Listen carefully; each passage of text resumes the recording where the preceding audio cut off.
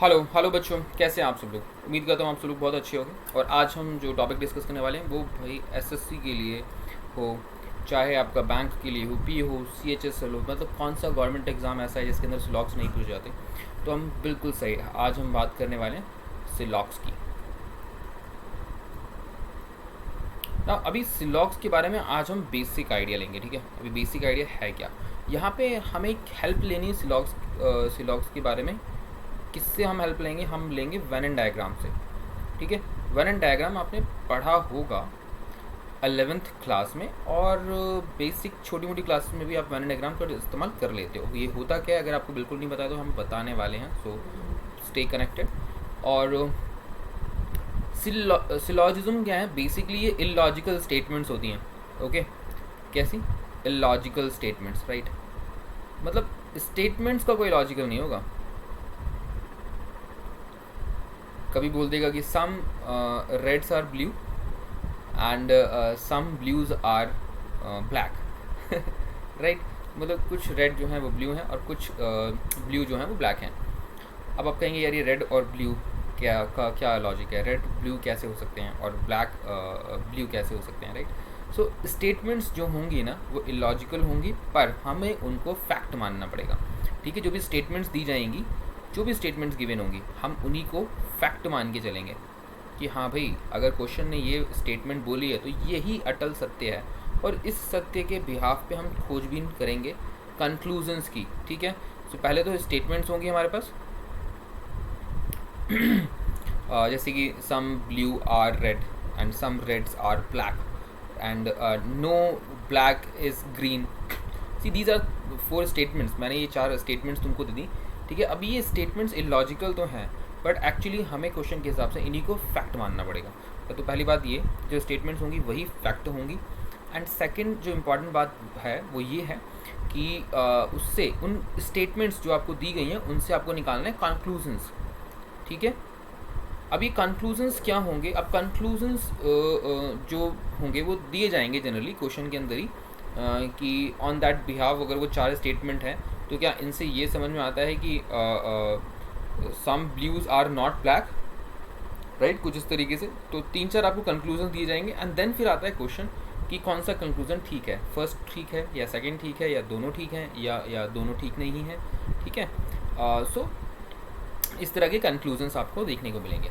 तो अब आप एक ध्यान रखेंगे बात को, वेन एंड डायग्राम से मैं बताता हूँ आपको वेन एंड डायग्राम लॉजिकली होता क्या है। वेन एंड डायग्राम कुछ इस तरीके का होता है। सर्कल से हम हर चीज़ों को रिप्रेजेंट करेंगे यहाँ पे, ठीक है। पहला सर्कल एंड ये से दूसरा सर्कल, राइट। सो इस तरीके से हम चीज़ों को रिप्रेजेंट करेंगे with the help of circles in Venn and diagram. So A and B की यहाँ पे बात हो रही है, ठीक है। अब देखो लॉजिकल स्टेटमेंट्स की मैं बात करता हूँ। जो स्टेटमेंट्स हैं यहाँ पर वो किस तरीके से रिप्रेजेंट की जाएंगी, वो किस तरीके से रिप्रेजेंट करी जाएंगी। देखिए स्टेटमेंट, अगर मैं पहली एक बेसिक स्टेटमेंट जो कि बहुत ही सिंपल और बहुत ही बेसिक स्टेटमेंट है वो ये है कि some A's are B, some A are B, मतलब कुछ ए जो हैं वो बी हैं, कुछ ए बी हैं, ओके। सो ये एक स्टेटमेंट गिवन है, ये है स्टेटमेंट। अगर ये स्टेटमेंट गिवन है तो आपका जो वेन एंड डायग्राम होगा वो कुछ इस तरह का बनेगा। लेट्स से ये ए है हमारा, एंड मैं यहाँ पे बी बना ड्रॉ कर रहा हूँ, एंड लेट्स से ये बी है हमारा, okay. So now this is my A, this is my B, और सम ए जो है वो बी है, मतलब कुछ ए ऐसे हैं जो बी भी हैं। अब कुछ ए ऐसे हैं जो बी हैं का मतलब है ये वो वाला पार्ट है, देखिए जो मैं अभी शेड कर रहा हूँ वो वाला पार्ट है, ये वो कॉमन पार्ट है जो ए का भी है और बी का भी है, और ये कॉमन पार्ट एक्चुअली ही डिफाइन करता है इस स्टेटमेंट को। तो इस स्टेटमेंट का जो एग्जैक्ट फैक्ट मैंने ड्रॉ किया वो है सम एज आर बी। सो वो जो ग्रीनिश पार्ट है वो ये बताता है कि कुछ ऐसे ए हैं, यानी कि ए में कुछ ऐसे एलिमेंट हैं जो कि बी में भी हैं, राइट। ओके। अब हमें इसमें से क्या क्या बातें नहीं पता, हमें इसमें जो रिमेनिंग पोर्शन है ए का, ये वाला पोर्शन, एंड जो रिमेनिंग पोर्शन है बी का, ये वाला पोर्शन, इन दोनों के बीच में क्या रिलेशन है, इस बात से हमें कोई भी ताल्लुकात नहीं है और ना ही इसके बारे में कुछ दिया गया है।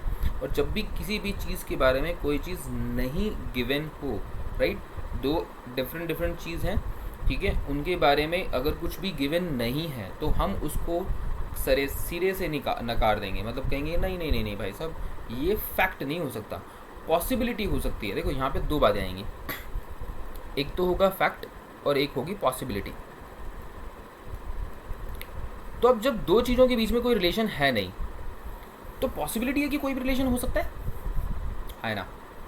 देखो भाई, अगर मान लीजिए आपको नहीं पता कि राम और श्याम के बीच में क्या रिलेशन है, आपको नहीं पता, मतलब क्या रिलेशन है, कोई रिलेशन तो होगा, कुछ भी हो सकता है, बट वी डोंट नो। और कोई हमको बोले कि भाई राम जो है श्याम का सगा भाई है, तो हम कहेंगे हाँ पॉसिबिलिटी है, यस वी कैन से ना कि हाँ पॉसिबिलिटी तो है भाई, पॉसिबिलिटी हो सकती है कि राम श्याम का सगा भाई है।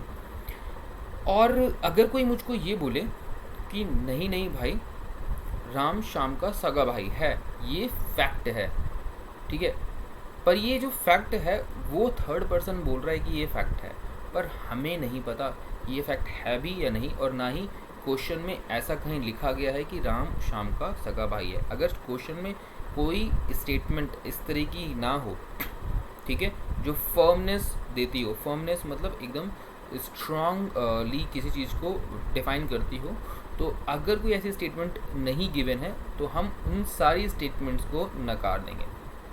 कि अगर वो बोले कि भी राम श्याम का भाई है, थर्ड पर्सन बोल रहा है, पर क्वेश्चन में ऐसा गिवन नहीं है, और वो कह रहा है कि राम श्याम का सगा भाई है ही है, दैट मीन्स वो फैक्ट की बात कर रहा है और उस फैक्ट के बारे में क्वेश्चन में कोई जानकारी नहीं है, तो हम उसको बोलेंगे नहीं, ये बात नहीं मानेंगे हम, ठीक है, अनटिल एंड अनलेस आप हमें रिटर्न में प्रूफ दो। क्योंकि देखो रिटर्न में चाहिए ना प्रूफ चाहिए अपने को रिटर्न में। तो अगर रिटर्न में प्रूफ आपको देता है कोई, तो आप बोलेंगे हाँ ठीक है, क्वेश्चन में रिटर्न में लिखा हुआ है कि राम श्याम का भाई है, तो हम मानेंगे यहाँ राम श्याम का भाई है, ठीक है। पर अगर क्वेश्चन में ये नहीं लिखा गया कि राम श्याम का भाई है, तो हम पॉसिबिलिटी में मान सकते हैं कि Ram is a brother of Shyam, is a possibility, yes possibility हो सकती है, पॉसिबिलिटी तो किसी भी चीज़ की हो सकती है। तो जब ए और बी के बीच में, मतलब किसी भी दो पार्ट्स के बीच में आपको कोई भी रिलेशन क्वेश्चन में नहीं गिवन है, तो वहाँ पर आप कोई भी फैक्ट अगर दिया जाएगा, कंक्लूजन में कोई फैक्ट दे दे आपको, तो आप उसे बोलेंगे नहीं भाई साहब नहीं, जो स्टेटमेंट्स हैं उनमें कुछ ऐसा लिखा नहीं गया, तो आप कंक्लूड कैसे कर ले रहे हो, वो भी फैक्ट के साथ, तो गलत है, ठीक है। और अगर पॉसिबिलिटी की बात करता है कि देयर इज़ अ पॉसिबिलिटी कि भाई राम श्याम का भाई है, तो हम कहेंगे हाँ ठीक है, क्वेश्चन में स्टेटमेंट्स तो ऐसा बोल नहीं रही कि राम और श्याम के बीच में कोई रिलेशन है, मतलब कोई भी रिलेशन नहीं है ना, क्वेश्चन के हिसाब से राम और श्याम के बीच में कोई रिलेशन नहीं है जो स्टेटमेंट में लिखा गया। कोई रिलेशन नहीं है का मतलब ये है कि गिवन नहीं है, क्वेश्चन दे नहीं रहा कि राम और श्याम के बीच में क्या रिलेशन है, क्वेश्चन ने दिया ही नहीं और उसके बारे में बात ही नहीं की। अगर क्वेश्चन ने किन्हीं दो चीज़ों के बारे में कोई बात ही नहीं की, तो उनके बारे में कोई भी बात अगर थर्ड पर्सन बोलेगा तो हम बोलेंगे हाँ हाँ संभावना है कि हो सकता है ना। जैसे मान लो कोई आपसे आके किसी के बारे में कुछ बोलता है कि भाई वो पर्सन ऐसा ऐसा ऐसा ऐसा ऐसा ऐसा, भाई आपके पास कोई प्रूफ नहीं है, तो आप बोलोगे हो सकता है कि होगा, तो there is a possibility. But अगर आप ये बोलेंगे नहीं नहीं भाई साहब आप ऐसा बोल रहे हैं तो हम तो इसको सत्य मानेंगे, तो अरे भाई वो झूठ भी तो बोल सकता है ना, वो सत्य बोल रहा है, इसका क्या प्रमाण है, तो मतलब सत्य का चाहिए प्रमाण, ठीक है। तो अगर क्वेश्चन में स्टेटमेंट में कोई भी दो पार्ट्स के बीच में रिलेशन गिवन नहीं है, तो उसके सारे फैक्ट्स क्या हो जाएंगे, गलत, और उसकी सारी पॉसिबिलिटीज़ क्या हो जाएंगी, ठीक, ओके। एंड सी, अगर मैं ये ब्लू पार्ट ए के अंदर जो ब्लू पार्ट है उसकी मैं बात करूँ, ए के अंदर जो ब्लू पार्ट है उसकी अगर मैं बात करूँ, तो ये ए के अंदर वो वाला ब्लू पार्ट है भाई जो कि ये बता रहा है सम एज आर नॉट बी।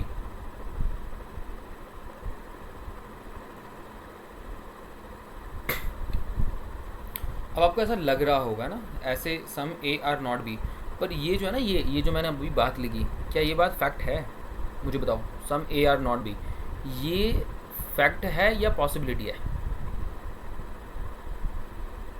देखो क्वेश्चन में अगर एक स्टेटमेंट है सम एज आर बी, सिर्फ यही स्टेटमेंट अगर गिवन है तो ये जो बाकी का बचा ए का पार्ट है ना भाई, उसके बारे में सिर्फ संभावनाएं लगाई जा सकती हैं, फैक्ट तो बोला नहीं जा सकता, क्योंकि इसके बारे में कोई भी टिप्पणी क्वेश्चन नहीं करता। और जब कोई टिप्पणी क्वेश्चन नहीं करता तो आप उस बात को जो भी आप मन में लगा के बैठे हो उसको बस संभावना मानो, फैक्ट नहीं मान सकते।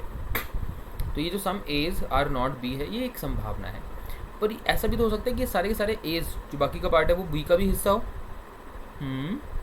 या देयर इज़ अ पॉसिबिलिटी ना भाई, देयर इज़ अ पॉसिबिलिटी कि बाकी के जो ए हैं वो बी के पूरे हिस्से हों। देयर इज़ अ पॉसिबिलिटी, मतलब पॉसिबिलिटी फिर किसी भी बात की हो सकती है। और ये जो बी का पार्ट है, ये remaining part of the B, जो मैं अगेन ब्लू शेड कर रहा हूँ, तो ये जो पार्ट है भाई, ये फिर भी इसके बारे में भी नहीं पता, इसके बारे में भी हमें कुछ नहीं पता। अगर मैं कहूँ ये जो बी पार्ट है, जो रिमेनिंग पार्ट है बी का, अगर मैं उसके बारे में ये बोलूँ कि सम बीज आर नॉट ए, अगर मैं ऐसी स्टेटमेंट लिख दूँ सम बीज आर नॉट ए, तो मुझे ये बताओ क्या ये फैक्ट होगा, क्या ये पॉसिबिलिटी है? ये फैक्ट है या पॉसिबिलिटी? फैक्ट है या पॉसिबिलिटी? फैक्ट है या पॉसिबिलिटी? हाँ भाई, ये सिर्फ और सिर्फ पॉसिबिलिटी है, राइट? फैक्ट नहीं है। फैक्ट क्यों नहीं है? क्योंकि क्वेश्चन ऐसी कोई भी जानकारी हमें प्रोवाइड नहीं कर रहा कि कुछ बीज जो हैं वो ए नहीं है। मतलब ये बहुत डिफरेंट बात है। ये इस बात से कंक्लूड मत कर लेना कि कुछ ए जो हैं बी हैं, इस बात से इस बात का कोई ताल्लुकात नहीं है कि बाकी के जो ए हैं वो बी नहीं होंगे, राइट? वो बाकियों के ए के बारे में कोई बात ही नहीं कर रहा। ये बात बहुत ही ज़्यादा मायने रखती है इस चैप्टर के अंदर। अगर आप ये कॉन्सेप्ट पकड़ पाए तो आप आगे के कॉन्सेप्ट पकड़ पाओगे, क्योंकि आज मैं इन बेसिक बातों की ही बात कर रहा हूँ। अगर ये क्लियर होंगी तो नेक्स्ट क्लास में हम फिर बात करेंगे कि भाई किस तरीके से 2-3 चीज़ों के बीच में रिलेशन देखा जाएगा। तो ये बहुत बेसिक सा इंट्रोडक्शन है, ठीक है? अगर कुछ एज बी हैं, इतना स्टेटमेंट बोल दी है, तो आप सिर्फ उसी बात को ध्यान रखेंगे। बाकी के जो ए बचे हैं उनके बारे में स्टेटमेंट ने कुछ भी नहीं बोला। अब जब कुछ भी नहीं बोला तो कोई भी फैक्ट आप मानकर खुद से नहीं बैठ जाओगे। आप ये नहीं कहोगे कि अच्छा बाकी के जो ए हैं फिर वो बी नहीं होंगे। अरे ये फैक्ट थोड़ी है भाई कि क्वेश्चन ने बोला ही नहीं। हाँ, there is a possibility for it कि वो बाकी के ए बी ना हो। पर अगर स्टेटमेंट ऐसा बोल दे, अगर क्वेश्चन में कोई ऐसी स्टेटमेंट आ जाए कि some A's are not be, तो ए का कुछ हिस्सा बी से कभी रिलेट नहीं होगा, ठीक है? अब मैं आपको ये भी बताता हूँ कि some A's are not be का क्या मतलब है। देखो, सेकेंड स्टेटमेंट है ना, सेकेंड स्टेटमेंट में ले रहा हूँ, सम एज आर नॉट बी का क्या मतलब है? मतलब एक तो है सर्कल ए का, ठीक है भाई, ये, और एक दूसरा सर्कल है बी का, ठीक है भाई। तो मतलब ए का कुछ हिस्सा, यानी कि ए का, ये मैं मान लेता हूँ ये वाला ए का कुछ हिस्सा है, ये वाला हिस्सा जो बी नहीं है, यानी कि इसका बी के साथ कोई रिलेशन नहीं है। किसका कोई रिलेशन नहीं है? कुछ एज का कोई रिलेशन नहीं है। तो अगर सिर्फ स्टेटमेंट किसकी बात कर रही है? सम एज की बात कर रही है, कुछ एज का बी के साथ कोई रिलेशन नहीं है। तो क्या आप ये भी मान के बैठ जाओगे कि ये जो बाकी के ए हैं इनका बी के साथ रिलेशन हो सकता है? हो सकता है। देयर इज़ अ पॉसिबिलिटी कि बाकी के जो ए हैं उनका बी के साथ रिलेशन हो सकता है। देयर इज़ अ पॉसिबिलिटी कि some A's are B, there is a possibility, right? But अगर आप ये मान के बैठ जाओ कि बाकी के जो ए हैं वो बी के हिस्से होंगे या बी के पार्ट होंगे, तो ये बात फैक्ट नहीं कही जा सकती, क्योंकि स्टेटमेंट ऐसा बोलती नहीं है। ये बात अब क्लियर हो पा रही है कि नहीं आ रही? मैंने देखो प्रतिबंध लगा दिया, मैंने यहाँ पे एक एक्चुअली क्रॉस लगाया। क्यों लगाया? क्योंकि वो जो सम पार्ट है ना ए का, वो बी का हिस्सा नहीं है। तो अगर वो हिस्सा नहीं है तो मुझे वहाँ पे क्रॉस करना पड़ेगा ना, फिर रिप्रेजेंट करने के लिए, अंडरस्टूड, ताकि आपको कन्फ्यूजन ना हो।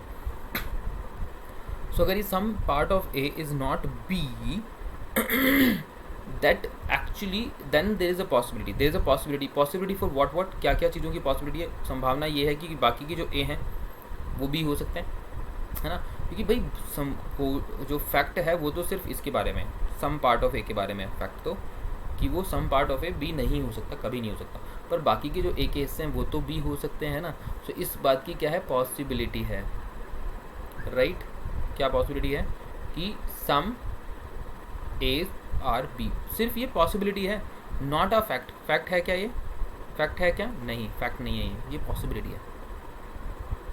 तो अगर कोई पॉसिबिलिटी करके कंक्लूजन लिखी जाएगी तो हाँ, इस पॉसिबिलिटी को हम हाँ मान लेंगे, हम मान लेंगे हाँ ये पॉसिबिलिटी आप बिल्कुल सही करें कि भाई साहब बाकी के ए जो है वो भी हो सकता है, मान लेंगे। अगर दो चीज़ों के बारे में क्वेश्चन ने बात ही नहीं करी, मैंने बताया आपको जब दो पार्ट के बारे में क्वेश्चन बात ही नहीं करता ना, तो उन दो पार्ट के बीच में पॉसिबिलिटी हर चीज़ की हो जाएगी, हर चीज़ मतलब हर चीज़ की पॉसिबिलिटी हो जाएगी। बाकी के जो ए बचे हैं जिनके बारे में क्वेश्चन ने बात ही नहीं करी, उन एज के बारे में अगर हम संभावना की बात करें तो संभावना पूरी पूरी है कि वो जो ए है वो बी हो सकता है।